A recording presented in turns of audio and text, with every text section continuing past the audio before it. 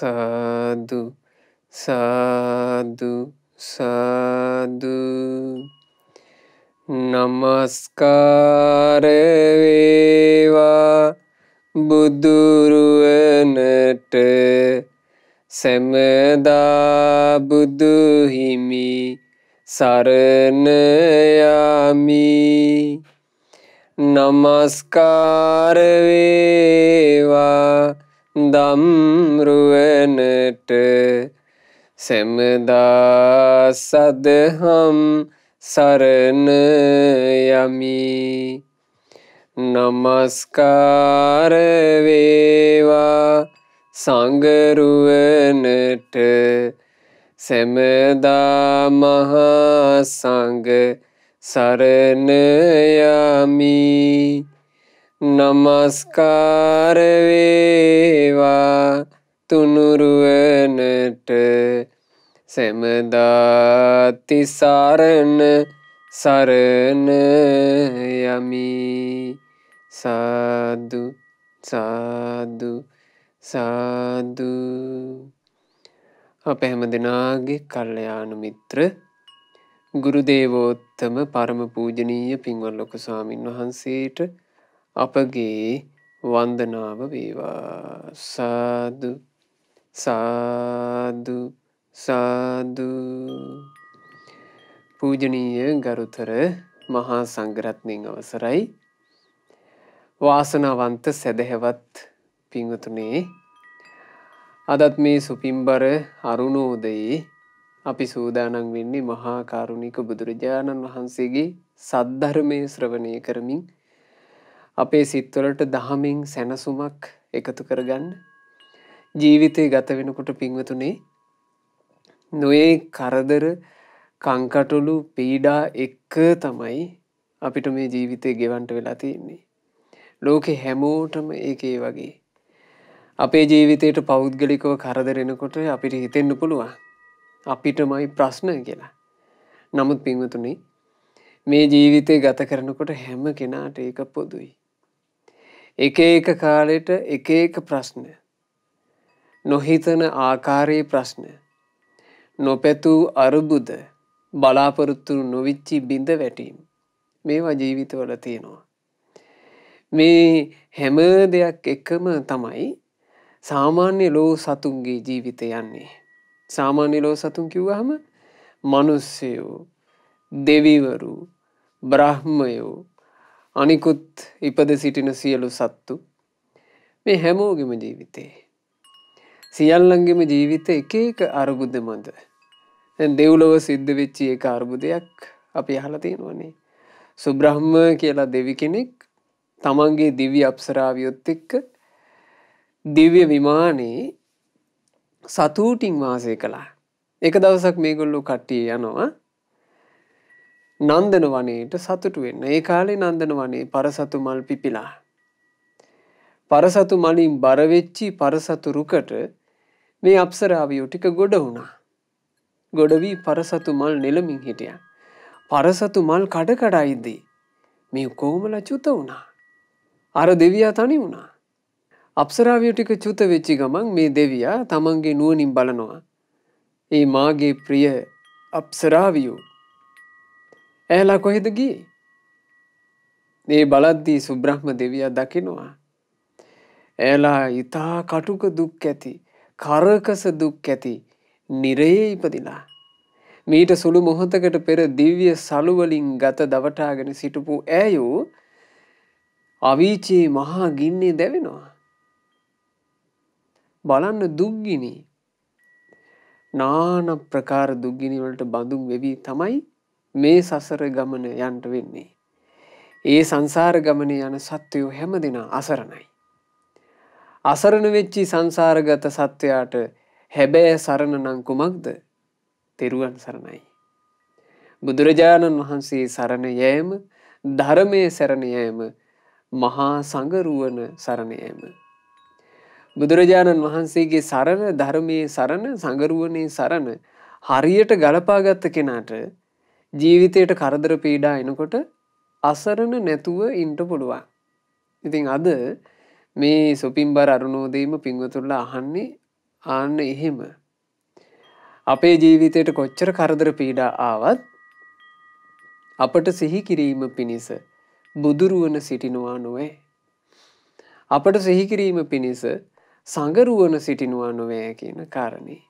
අද දේශනාවට දායකත්වයෙන් දරන්නේ ඇමරිකාවේ පදිංචි පින්වත් උදය රොද්රිගෝ, රිෂානි හතුරුසිංහ, ගිහාන් රොද්රිගෝ, මිත්මා රොද්රිගෝ යන දරුමුණුපුරම් විසින් මීට මාසයකට පෙර ඔක්තෝබර් මාසේ 27 වෙනිදා මිය පරලෝ ගිය පින්වත් චන්ද්‍රාවතී පෙරේරා මෑණියන්ට පින් අනුමෝදනා පිණිසයි අද ධර්ම දානය සිද්ධ කරන්නේ. බලන්න, එකට ජීවත් වෙන අය සතුටින් ඉඳිද්දි ආයුෂ අවසන් වෙලා මිය යනවා. අපේ ජීවිතයට නොසිතූ නොපැතූ ආකාරයෙන් දුක් වේදනා කඩාපාත් වෙනවා. මෙහිම සසර ගමනක අපට තෙරුවන් සරණ සිහි කර කර හිත් සනසා ගන්නට ලැබෙනවා නම් ඒක පින්වතුනි මහා භාග්‍යයක්. මොකද තෙරුවන් සරණ සිහි කරන කෙනාට හිත සංසිඳවා ගන්නට පුළුවන්මයි. තෙරුවන් සරණ සිහි කරොත් හරියට සරණ සිහි කරන කෙනාට හිත සංසිඳවා ගන්නට පුළුවන්මයි. හේතුව සංසාර ගමනේ දුක් විඳින ප්‍රජාවක් අතරේ අප සරණ ගියපු අපේ බුදුරජාණන් වහන්සේ සසර දුක් නසා සැනසෙල්ලේ වැඩ වාසය කළා. අප සරණ ගියපු අපගේ ශ්‍රාවක මහා සංගරුවන උතුම් ගුණ දරාගෙන සංසාර ගමනේ දුක් පීඩා සියල්ල අවසන් කරලා සැනසෙල්ලේ වැඩ හිටියා. ඒ බුදුරජුන් සිහි කරද්දී, ඒ සංගරුවන සිහි කරද්දී කොච්චර කරදර පීඩා මැද වුණත් අපට හිත සැනසෙල්ලේ තියාගන්න පුළුවන්. දැන් බලන්න, භාග්‍යවත් බුදුරජාණන් වහන්සේ මහා කාරුණික ශාස්ත්‍රුන් වහන්සේ ලෝකානුකම්පාවෙන් යුතුව ධර්මයෙන් අනුග්‍රහ කරද්දීත් බුදුරජාණන් වහන්සේගේ ගුණේ තේරුම් ගන්නට බැරි වුණානේ අසත්පුරුෂ දේවදත්තට. ඒ ගැනනේ දේවදත්තයා ගැනනේ කවි පවා ලියුනේ නේ. ඉඳ ඉඳ එක වෙහෙර විඳ විඳ දහං මනහර සිඳ බිඳ දුක් සසර අහෝ දෙව්දත් නොදුටි මුක්පුර. දේවදත්තට බැරි වුණානේ බුදුරජාණන් වහන්සේගේ ධර්මයේ ස්පර්ශ කරන්නට. දේවදත්ත බරපතල පාප කර්ම කරගත්තා. භාග්‍යතුන් වහන්සේව නසන්ට කල්පනා කළා. බුදුරජාණන් වහන්සේ නැසීම පිණිස අජාසත්ත මහරජුරුවන්ගේ දුනු සේනාවේ දුනු ආයුන් එව්වා. ඒ උපාය අසාර්ථක වුණා. ඊළඟට බුදුරජාණන් වහන්සේව නසන්නිමි කියලා හිතලා නාලාගිරි හස්තිරාජයාව රා පොවල කුලප්ප කරලා එව්වා. ඒකත් අසාර්ථක වුණා. ඊට පස්සේ බුදුරජාණන් වහන්සේ මමම නසන්නෙමි කියලා ගිජ්ජකූට පර්වතයේදී භාග්‍යතුන් වහන්සේ සක්මන් කර කර ඉන්න තැන බලලා බුදුරජාණන් වහන්සේගේ ශරීරයට ගලක් හෙළුවා. මේ ගල හෙලනකොට අසිරිමත් දෙයක් සිද්ධ වුණානේ. දේවදත්තයාට නොතේරුණාට අසිරිමත් සම්බුදු ගුණය මේ ස්වභාව ධර්මයාට පවා ඒ ගුණය දැනුණා. ඒ නිසානේ පින්වතුනි මහා බෝධිසත්වය උපදිනකොටත් මේ මහා පෘථිවිය කම්පිත වී යනවා. මහා බෝධිසත්වයෝ ශ්‍රී සම්බෝධිය සාක්ෂාත් කරනකොටත් මේ මහා පෘථිවිය කම්පිත වී යනවා. ඉතින් මේ බුදුරජාණන් වහන්සේගේ ගුණය මේ ස්වභාව ධර්මයට තේරෙනවා. දේවදත්තයා අර මහා ගල පහලට පෙරලනකොට එක පාර නොතිබුණු ගලක් මතු වුණා. ඒ ගල මතු වෙලා පෙරලීගෙන එන ගල එහි ගැටුණා. ගැටිලා භාග්‍යතුන් වහන්සේ පැත්තට ආපු ගල වෙනම පැත්තකට වීසි වෙලා ගියා. හැබැයි අර ගල් දෙක එකට ගැටෙනකොට එක ගල් පතුරක් කැඩිලා ඒ විසි වුණු ගල් පතුර භාග්‍යතුන් වහන්සේගේ සිරිපතුලේ වැදුණා. ඒ සිරිපතුල තුවාල වුණා. තුවාල වී ශාස්ත්‍රුන් වහන්සේගේ ශරීරයෙන් රුධිරය ගලන්න පටන් ගත්තා. දේවදත්තයාට ආනන්තරීය පාප කර්මය සිද්ධ වුණා. මහා කාරුණික ශාස්ත්‍රුන් වහන්සේගේ කරුණා සයුරක් වූ ශාස්ත්‍රුන් වහන්සේගේ ශරීරයේ ලේසලවීමේ පාප කර්මය එතකොට ඉතින් භික්ෂුන් වහන්සේලා භාග්‍යතුන් වහන්සේ ප්‍රවේශමින් වඩමවාගෙන පැමිණිලා බුදුරජාණන් වහන්සේට බෙහෙත් කරන්ට අපේ ජීවක වෛද්‍යතුමාව කැඳෙව්වා. ඉතින් ඒ ජීවක වෛද්‍යතුමා කැඳවලා බුදුරජාණන් වහන්සේට ඒ ශරීරයේ සිද්ධ වෙච්ච තුවාලෙට බෙහෙත් කරන වෙලාවේ මහා කාරුණිකයන් වහන්සේ ලස්සන ගාථාර්ථයක් වදාලා. ගතද්දිනෝ විසෝ කස්ස විප්ප මුත්තස්ස සබ්බදී සබ්බ ගන්තප්පහි නස්ස පරිලාහෝන විජ්ජති. බුදුරජාණන් වහන්සේ වදාළේ මෙහෙම. රහතුන්ට සසර ගමන අවසන් කළ නිසා සසර ගමන නැති රහතුන් ශෝක රහිතව ඉන්නේ. කෙලෙස් නැසූ රහතන් වහන්සේ සංසාර ගමන අවසන් කළා. ඒ නිසා ශෝක රහිතව වැඩ ඉන්නවා. හැම දෙයකින්ම ඒ රහතුන් මුළුමනින්ම නිදහස් වුණා. නොයෙක් ආකාරයේ කෙලෙස් ගැට ඇද්ද හැම කෙලෙස් ගැටයකින්ම නිදහස් වුණා. ඒ නිසා රහතුන්ට කිසි කෙලෙස් 1000ක් ඇත්තේ නැහැ. කෙලෙස් 1000ක් නැති සිතින් නැත්තම් බුදුරජාණන් වහන්සේ තථාගතයන් වහන්සේගේ මේ ශරීරයේ ලේසෙලුවා කියන කාරණේට භාග්‍යතුන් වහන්සේ කියන්නේ මහානුභාව සම්පන්නයි. ඒ ආනුභාවයන් කෙලෙස් සහගත කෙනෙකුට තිබුණා නම් ඒ කෙනා මේ ලෝකේ යටපත් කරගෙන ඉදී. කිසිවක් නෑ ශාස්ත්‍රඥ වහන්සේ. ඒ බුදුරජාණන් වහන්සේ වදාළේ රහතුන්ට කිසිදු කෙලෙස් 1000ක් නැත. මොන කරදර පීඩා ආවත් කෙලෙස් නැසූ රහතුන් ඊතා සුවසේ වැඩ සිටින්නේය. ඉතින් බුදුරජාණන් වහන්සේ ওই අර්ථය වදාළේ ධම්මපදයේ අරහන්තක වර්ගයේදී පින්වතුන්ලාටත් තිරේ දර්ශනීය වේවි මේ ගාථා අපි සජ්ජායනා කරමු. ගතද්දිනෝ විසෝ කස්ස විප්පමුත්තස්ස සබ්බදී සබ්බ ගන්තප්පහි නස්ස පරිලාහෝන විජ්ජති. සසරේ විදිලි නිම කළ කෙනෙකුට සියලු සෝක හුල් දුරු කළ කෙනෙකුට හැම කෙලෙසුන්ගෙන් නිදහස් කෙනෙකුට සියලු කෙලෙස් ගැට නැති කළ කෙනෙකුට කිසිදා රිදුමක් නැත හටගන්නේ. අපේ ජීවිතවල පිංගුතුනි රිදෙන දේවල් වෙනකොට සිහි කරන්න. අපේ හදවත් රිදුනාට අපේ හදවත් වලට රිදුම් දෙන සිදුවීම් සිදු වුණාට අප සරණ ගියපු බුදුරජාණන් වහන්සේ රිදවීමක් නැති ජීවිතයක් ගත කළසේක. ඒ උතුම් මහා රහතුන් රිදෙන්නේ නැති ජීවිත ගත කළසේක. අන්න එහෙමයි අපි සරණ ලබන්නේ. සරණක් ලබාගෙන සැනසෙල්ල ඉන්නවා කියලා කියන්නේ උන්නෝකට. සත්‍ය වූ සරණ සිහි කරනවා. බුදුරජාණන් වහන්සේ රිදුමක් නැතුව ජීවිතේ ගත කළා. ඒ මහා රහතුන් රිදුමක් නැතුව ජීවිතේ ගත කළා. අන්න එහෙම සිහි කරනකොට තමන්ගේ තියෙන රිදුම් වේදනාද දුරු වී යනවා. රහතන් වහන්සේලා කියලා කියන්නේ පින්වතුනේ කිසිවකට නොඇලුණු කිසිම දෙයක් ගැන ඇල්මක් නැතුව නිදහසේ වැඩ හිටපු උත්තමයෝ. ඒ රහතුන් සතර සතිපට්ඨානෙමයි සිහිය පිහිටුවාගෙන සිටින්නේ.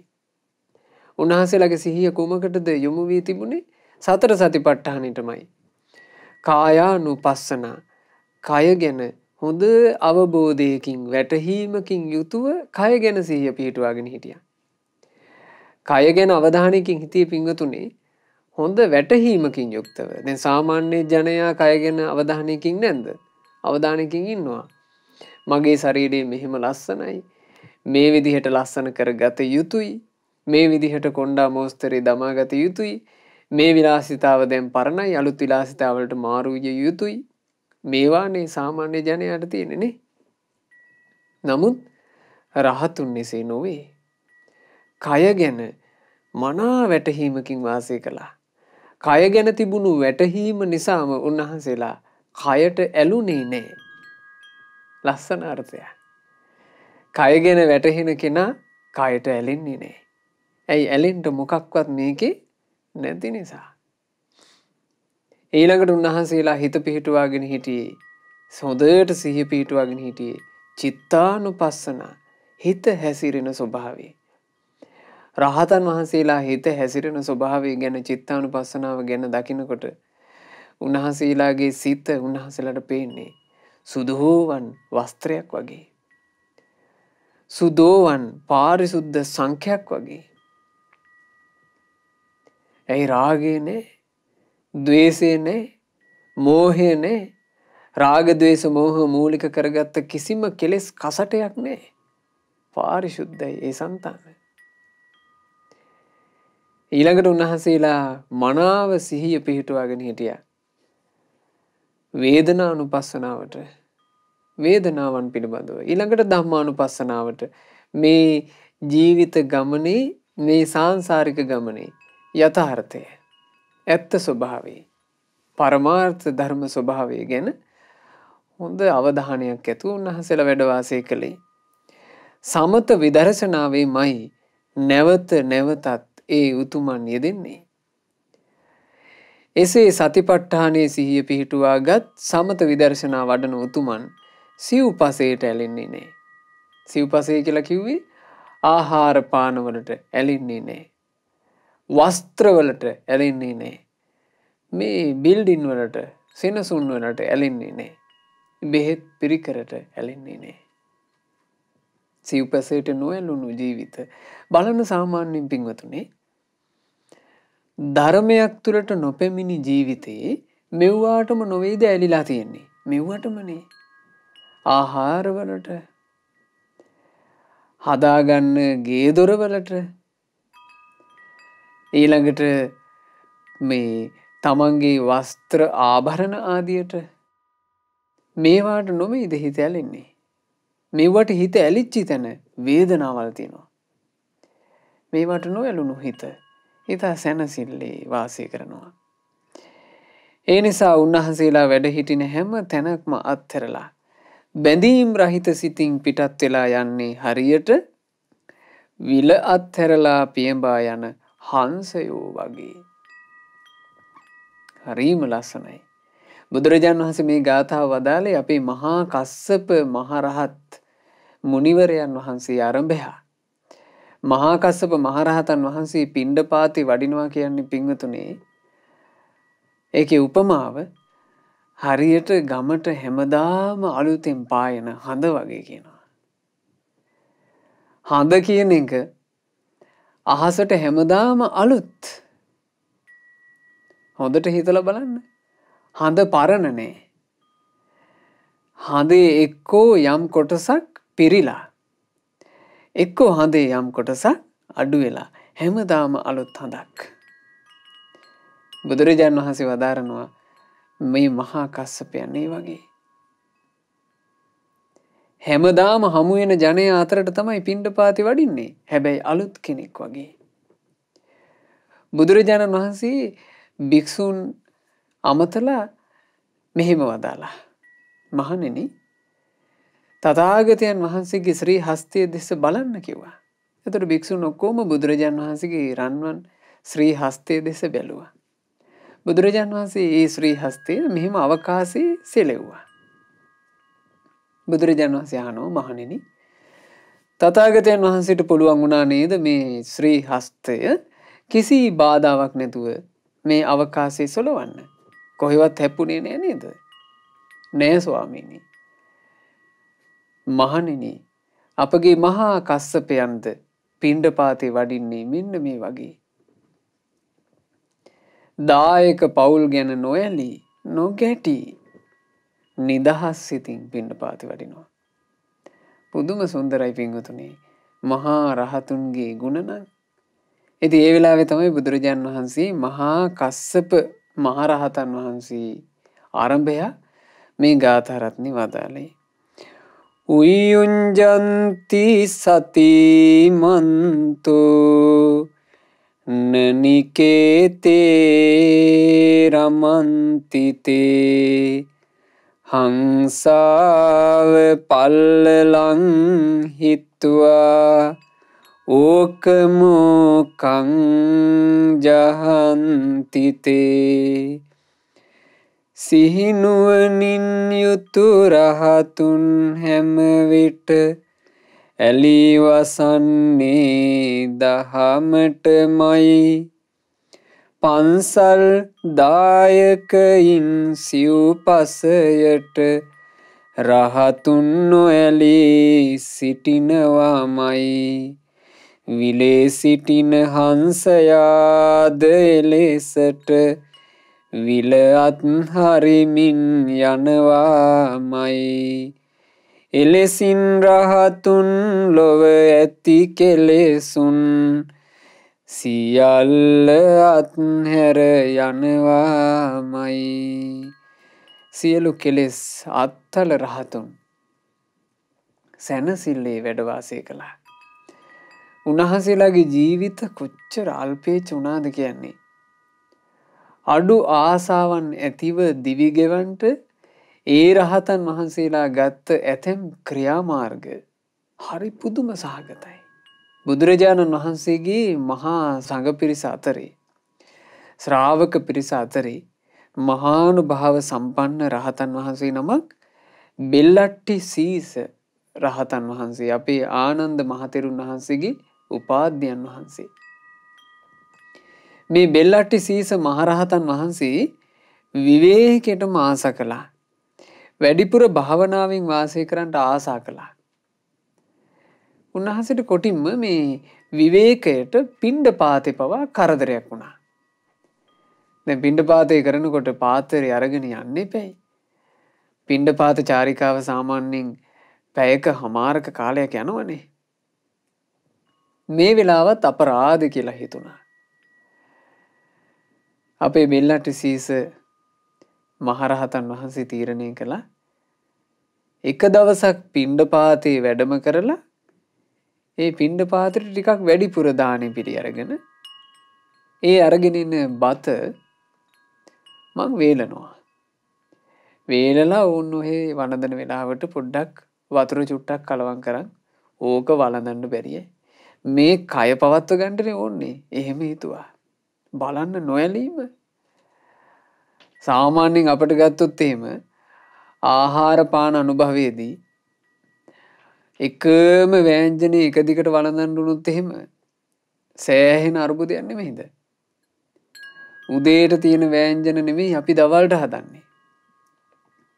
දවල් ව්‍යංජන නෙමෙයි රැයට හදන්නේ. අපි හිතමු එක දිගට එකම ව්‍යංජනේ වගේ හැදීගෙන එනවා නම් නිකන් ගෙවල් වල කතා වෙන්නේ නැද්ද? ආපෝ අදත් ඒවමද? එහෙම කියන්නේ නැද්ද? එතකොට රසයට අපි ගිජු වෙලා. රසයට ගිජු වෙච්ච අපේ ජීවිතේ අපිට මහා බරක් ව්‍යංජනේ වෙනස් වීම. රසයට ගිජු වුණ ජීවිතේ ව්‍යංජනේ පොඩ්ඩක් වෙනස් වුණත් ඒක මහා බරක්.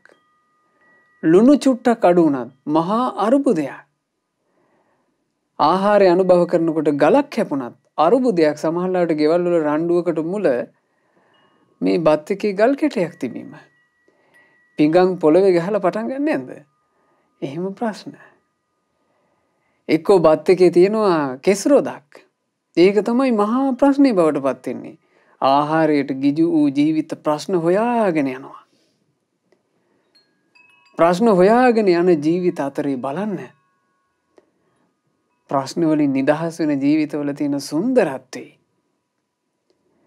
බෙල්ලට්ටි සීස මහරහතන් වහන්සේ උහුම හිතලා පිණ්ඩපාතෙට ලැබෙන බත් ටික වේලලා දවස් 2-3ක් තියාගෙන අනුභව කරන්න ලැහැත්ති වුණා. එතකොට අනිත් භික්ෂුන් වහන්සේලාට මේක ටික දවසක් යද්දී තේරුණා බෙල්ලට්ටි සීස මහරහතන් වහන්සේ හැමදාම පිණ්ඩපාතේ වඩින්නේ නැහැ. පිණ්ඩපාතේ වඩින්නේ නැතුව දවස් 2-3 ඉඳලා අපේ බෙල්ලට්ටි සීසයන් වහන්සේ ලෙඩ වීවද්ද භික්ෂුන් බොහෝම ආදරෙන් කරුණාවෙන් මේ බෙල්ලට්ටි සීස මහරහතන් වහන්සේ මුණ ගැහෙන්න යනවා. අනේ මුණ ගැහෙන්න කියලා කාරණේ දැනගත්තා. දැනගත්තාම භික්ෂූන්ට හිතෙනවා මේ අපගේ බෙල්ලට්ටි සීස උතුමන් වහන්සේගේ තියෙන අල්පේච්ඡකම. ඒ වුණාට මේක දිගින් දිගට නොයා යුතු එකක්. ඊළඟට භික්ෂුන් වහන්සේලා පුරුදු වෙයි මේ බත් වේල අටුකොටු පුරවන්න. මේක හොඳ වැඩක් නෙමෙයි. ඒ හින්දා මේ ගැන භාග්‍යතුන් වහන්සේට දැන්වීමයි සුදුසු. ඉතින් බුදුරජාණන් වහන්සේට ගිහින් භික්ෂුන් වහන්සේලා මේ ගැන කිව්වා. ඒ වෙලාවේ භාග්‍යතුන් වහන්සේ බෙල්ලට සීස මහරහතන් වහන්සේව කැඳවලා බෙල්ලට සීස මහරහතන් වහන්සේට කියනවා බෙල්ලට සීස ඔබේ අල්පේච්ඡකමට ඔබ ඕක කළාට ඕක සුදුසු එකක් නෙමෙයි. ඔය කටයුත්ත නවත්තන්න කියලා භික්ෂූන්ට රැස් කරගෙන දන් වැළඳීම අකපයි කියලා බුදුරජාණන් වහන්සේ ශික්ෂාපදත් පැනෙවුවා. ඉතින් අන්න ඒ වෙලාවේ බුදුරජාණන් වහන්සේ රහතුන්ගේ ගුණය ඉස්මතු වෙන මේ ලස්සන ගාථාව වදාලා. යේසං සම්නිච්ඡයෝ නත්ථි යේ පරිඤ්ඤාත භෝජනා සුඤ්ඤතෝ අනිමිත්තෝ ච විමුක්ඛෝ යස්ස ගෝචරෝ ආකාසේව සකුන්තානං ගතිතේ සංදුරන්නයා රහත් මුනිවරු ලොවේ රැස් කිරීමක් නොකරති වළඳන බොජුන් ගැන අරුත් දැනගෙන වළඳති මේ ජීවිතය තුල මම මගේ යැයි සලකන දෙයින් හිස් වී ඇති බව හොඳින් දැනගෙන වසත් කෙලෙස් නැති වෙන අරමුණු නොගෙන පිහිටා නිවනේ නිවන් අරමුණු කොට වසති රහතුන් සුවසේ අහසෙහි පියාසලමින් කුරුල්ලන් ඉගිල ගිය විට ඔවුන්ගේ කිසි සටහනක් නොපිහිටන ලෙස අහසේ රහතුන් වඩින මග නම් දකීවිද ලොව කෙලෙසේ. රහතුන් වඩින මග මේ ලෝකේ කොහොමද දකින්නද? එනිසා වින්ගතුනේ රහතුන්ගේ මේ ආශ්චර්යමත් ජීවිත ගැන අපි හිත පහදව ගන්නම යෝනේ. බුදුරජාණන් වහන්සේ වදාළේ රහතුන් සිව්පසේ රැස් කර කර වාසය කරන්නේ අටුකොටු පිරවීමක් උන්වහන්සේලාගේ ජීවිතේ නෑ. උන්වහන්සේලා පුරවා ගත්තේ සැපය, සැනසෙල්ල, සුවය. වළඳන දානේ වුණත් අර්ථය දැනගෙනමයි උන්වහන්සේලා වැළඳුවේ. ශුන්‍යතා සමාපත්තිය, අනිමිත්ත සමාපත්තිය ආදී නිවන අරුමුණු කරගත් උතුම් සංකල්පනාවන්මයි ඒ උතුමන්ගේ ජීවිතේ තිබුණේ. මේ ජීවිතේ හැම දෙයක්ම මම මගේ ආත්මය කියන එකෙන් හිස් වෙලා තියෙන හැටි උන්වහන්සේලා දැක්කා. ඒකට කියනවා ශුන්‍යතා සමාපatti. මේ ජීවිතේ මම කියලා අල්ලගන්න මොකවත් නැහැ. මම කියන කරුණෙන් හිස්. මේ ජීවිතේ මගේ කියලා අල්ලගන්න මොකවත්ම නැහැ. මගේ කියන කාරණිනුත් හිස්. මේ ජීවිතේ මට ඕන විදිහට පවත්වන්න පුළුවන් කියලා අල්ලගන්න මොකුත් තියනවද? මොකවත් නැහැ. අපිට ඕන විදිහට මොකුත් පවත්වන්න බෑ. මගේ ආත්මය කියන කාරණේනුත් හිස්. ඕන්න ඔය හිස් ස්වභාවයේ දැකීමට කියනවා ශූන්‍යතා සමාපatti. ශූන්‍යතා සමාපත්තියෙන් යුතු රහතුන් දකිනවා මේ ලෝකේ කිසිම කෙලෙස් සටහනක් තබා ගැනීම පිණිස නිමිත්තක් ඇත්තේ නැති බව. අපි මුලාවක් හින්දා තමයි පිංගුතුනි නොයෙක් නිමිති තබාගෙන කෙලෙස් සටහන් තුල වාසය කරන්නේ. කෙලෙස් ඇතුලේ අපි වාසය කරන්නේ ඇයි? අපි එක එක නිමිති අල්ලගෙන නොයෙක් ආකාරයේ දේවල් ලස්සන කැත වශයෙන් අපි අල්ලා ගන්නවා, මිහිරි අමිහිරි වශයෙන් අල්ලා ගන්නවා. නොයෙක් දේ අපි අල්ලාගෙන ඒකට ගිජු වෙලා එක්කෝ ගැටිලා කෙලෙසයක් තුනමයි වාසය කරන්නේ. රහතුන්ගේ හිත් එපඳු කෙලෙස් නිමිති අල්ලන්නේද නැත, අනිමිත්ත සමාපත්තියෙන් යුක්ත වෙයි. විමෝක්ෂය වූ නිවන තුල උන්වහන්සේලා සතුටින් වසයි.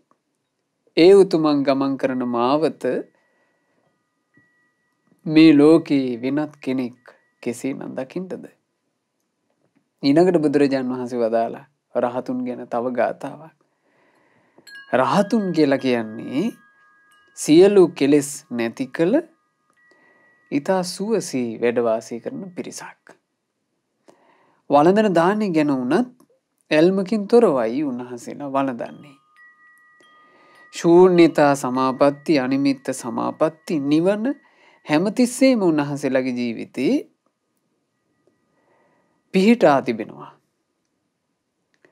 ඒ උතුමන් ගමන් කරපු මාවත කොහොමනම් දකින්ටද කියලා බුදුරජාණන් වහන්සේ මේ ධම්මපදයේ අරහන්තක වර්ගයේ 4 වෙනි ගාථාව වදාලා. 3 වෙනි ගාථාවට යම් පමණක් සමානයි මේ ගාථාව. මේ ගාථාව වදාරන්න හේතුනේ අනුරුද්ධ මහරහතන් වහන්සේ. අනුරුද්ධ මහරහතන් වහන්සේ කියලා කියන්නේ මහා පින්වන්තයෙක්නේ. ගිහි කාලේ පින්වතුනේ නැත කියන වචනේ අහලා නැහැ. ඒ තරම් සැප සම්පත් තිබුණා. මේ දේ නැහැ කියන වචනේවත් අහලා නැහැ. ඒ උත්තමයන් වහන්සේ පැවිදි වුණාට පස්සේ නොබෝ කලකින්ම රහතන් වහන්සේ බවට පත් වුණා. අපේ අනුරුද්ධ මහරහතන් වහන්සේ දවසක් තමන් වහන්සේගේ පාංශකූල සිවුර සකස් කරගන්නට රෙදි කෑල්ලක් සොයමින් වැඩම කළා. ඒ වැඩම කරනකොට රහතන් වහන්සේගේ හිත දැක්කා ජාලනී කියලා දෙව්දුවක්.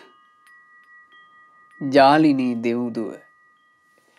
ඒ ජාලිනී කියලා කියන්නේ අනුරුද්ධ මහරහතන් වහන්සේ සංසාර ගමනේ එනකොට පෙර ජීවිතයක බිරිඳ වෙලා හිටපු කෙනෙක්.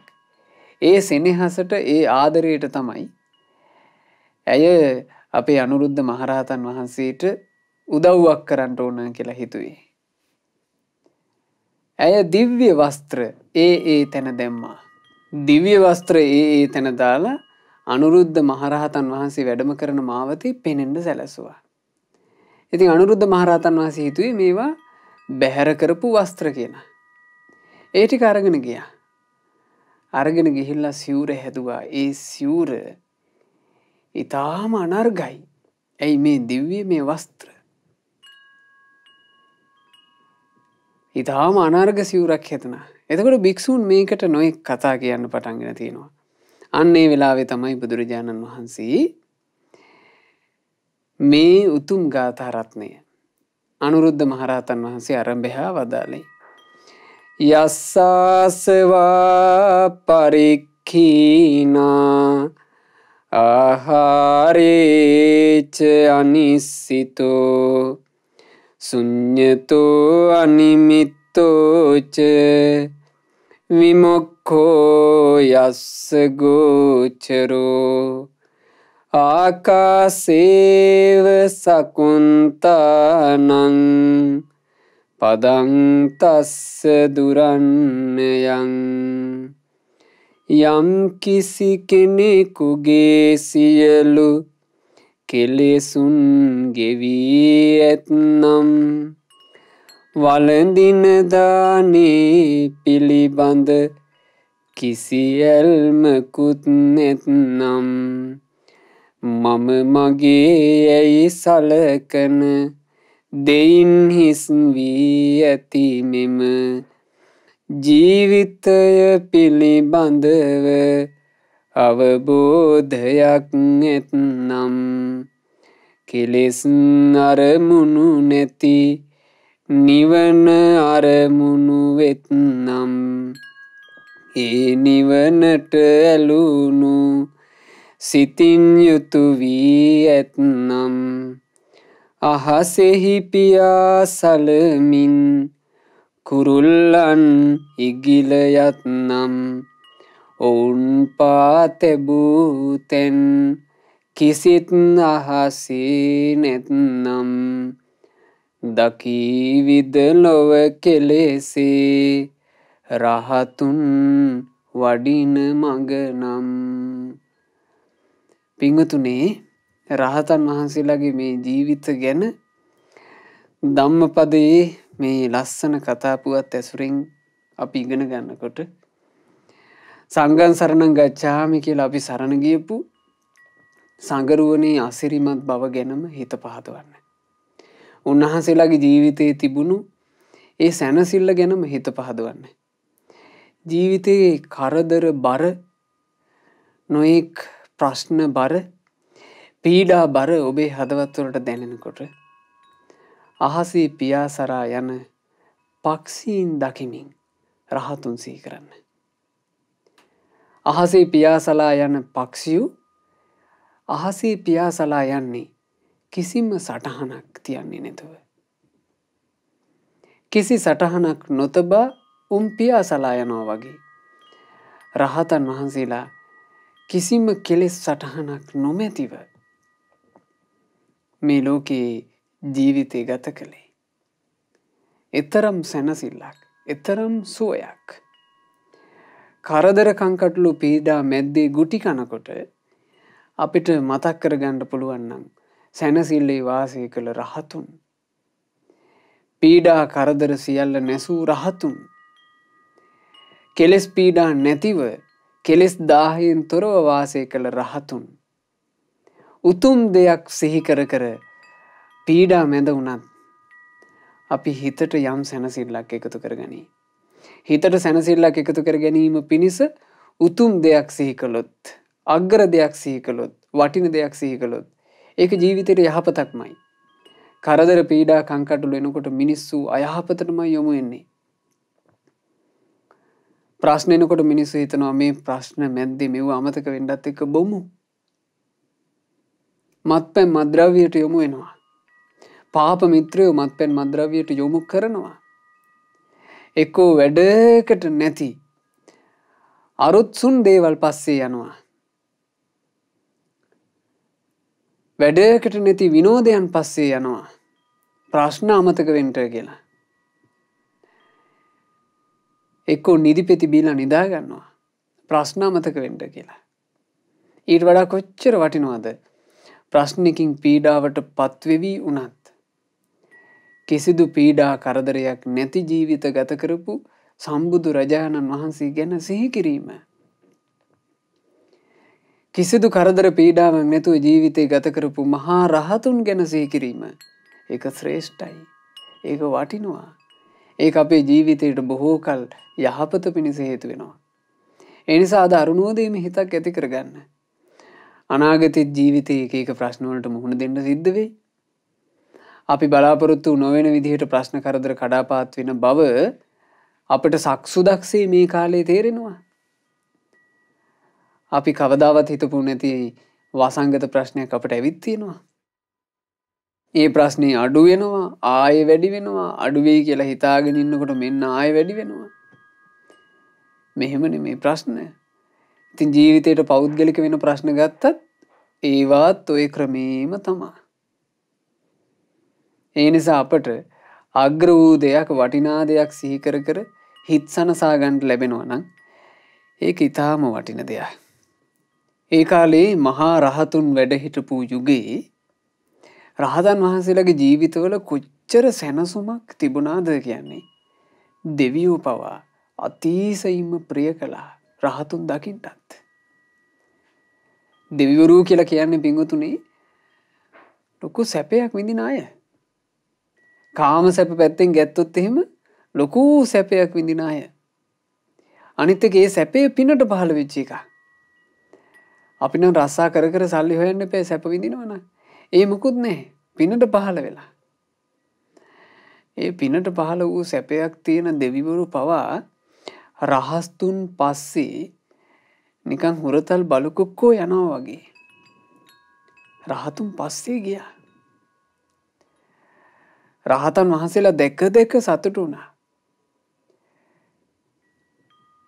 එහෙම දෙවිවරු ගොඩාක් ආසා කරපු රහතන් වහන්සේ නමක් තමයි අපේ මහා කච්චාන මහරහතන් වහන්සේ. මහා කච්චාන මහරහතන් වහන්සේට ගොඩාක් ආසා කළා සක්දිවිඳු.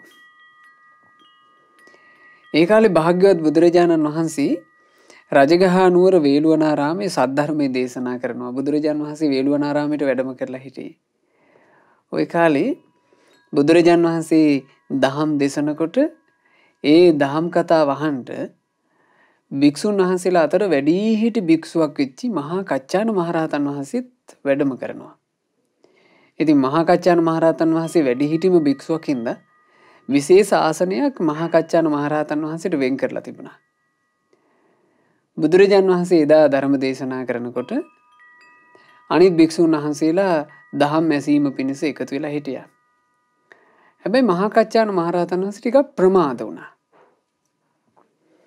සක්දිවිඳු එදාත් බණ අහන්නට ඇවිල්ලා මේ ධර්ම ශ්‍රවණයේ පිණිස සක්දිවිඳුත් ඉන්නවා. නමුත් සක්දිවිඳුගේ හිත මහා කච්චාන මහරහතන් වහන්සේ වැඩියාද නැද්ද කියලා අවධානය තිබුණේ. දැන් ධර්ම කතාව ආරම්භත් වුණා. මහා කච්චාන මහරහතන් වහන්සේ ප්‍රමාදයි. ටික වෙලාවකින් මහා කච්චාන මහරහතන් වහන්සේ වැඩම කළා. වැඩම කරනකොටම සක්දිවිඳුට විශාල ප්‍රසාදයක් හටගත්තා. මහා කච්චාන මහරහතන් වහන්සේ වැඩම කළා ධර්මයේ ශ්‍රවණය කළා. දහම් කතාව අවසන් වුණාට පස්සේ භාග්‍යතුන් වහන්සේ එතනින් වැඩම කරපු ගමන් සක්දිවිඳු අනිත් හැම දිනාටම පේන විදිහට ඇවිල්ලා මහා කච්චාන මහරහතන් වහන්සේට ගෞරවයෙන් වන්දනා කළා. ඔතන හිටියා ඔය සම්බන්ධයෙන් නිකන් වපරැහින් බලන භික්ෂූන් ටිකක්. ඔය භික්ෂූන් වහන්සේලා නිකන් ඔතන කතාවක් ගොඩ නැගුවා. එතකොට මේ දෙවිවරු ගත්තාමත් නිකන් දෙවිවරුත් එක පැත්තක් අරගෙනනේ. පොදුවේ සංඝයාට සලකනවා නෙමෙයි. මහා කච්චාන මහරහතන් වහන්සේට විශේෂය. ඔන්න ඔහොම කියලා ඕන් නැති කතාවක් එතන භික්ෂුන් වහන්සේලා ගොඩ නැගුවා. ඔය ගොඩ නගනකොට මහා කාරුණික ශාස්ත්‍රුන් වහන්සේ භික්ෂූන් පව් පුරව ගන්න හින්දා එතනට වැඩම කළා. වැඩම කරලා බුදුරජාන් වහන්සේ මහා කච්චාන මහරහතන් වහන්සේගේ ගුණ වර්ණනා කළා. භික්ෂූන්ට මේ මහා කච්චාන මහරහතන් වහන්සේ ගැන හිත අපහදව ගන්න එපා කියන කාරණේ පැහැදිලි කළා. පැහැදිලි කරලා මහා කච්චාන මහරහතන් වහන්සේ ආරම්භය මේ ගාථාව වදාලා.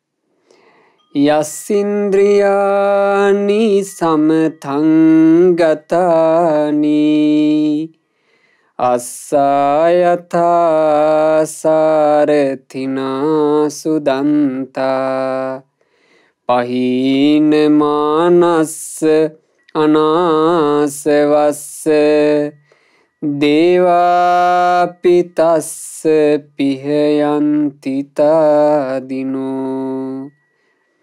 යම් කෙනෙකුගේ ඉඳුරන් සංසිඳී ඇත්නම් හොඳින් හොඳ පුහුණු කරුවෙකුගෙන් පුහුණු වූ අසුවිලසින් සිටිනම් ඔහු සුවසේ මානයත් නැතිවී ගොසින් දුක කරා යන කෙලෙසුන් දුරුවෙලා ඇත්නම් සිතින් ලෝදහම පෙරලෙන විට කම්පා නොවන රහතුන් දෙවියන් හට නම් මිතින් මනාපයි ඒ රහතුන්.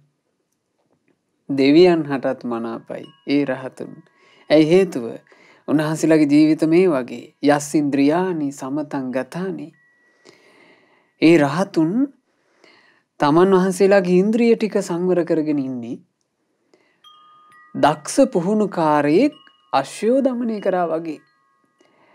ඇස කන නාසය දිවකය මනස කියන 6 සංවර කරගෙන. ඒ 6 ඉබාගාතේ යන්නේ නැහැ. පුහුණුකාරයෙක් යටතේ ඉන්න අශ්වයෝ වගේ. පුහුණුකාරයා යටතේ ඉන්න අශ්වයා පුහුණුකාරයාට ඕන විදිහටයි ඉන්නේ. අශ්වයාට ඕන විදිහට නෙවෙයි. දැන් අපේ ජීවිත ගත්තොත් එහෙම අපේ ඉන්න අශ්වයෝ 6 දෙනා මහා හිතුවක්කාරයෝ නෙවෙයිද? ඒකුන්ට ඕන විදිහට තමයි ඒකුන්ගේ ජීවිතේ.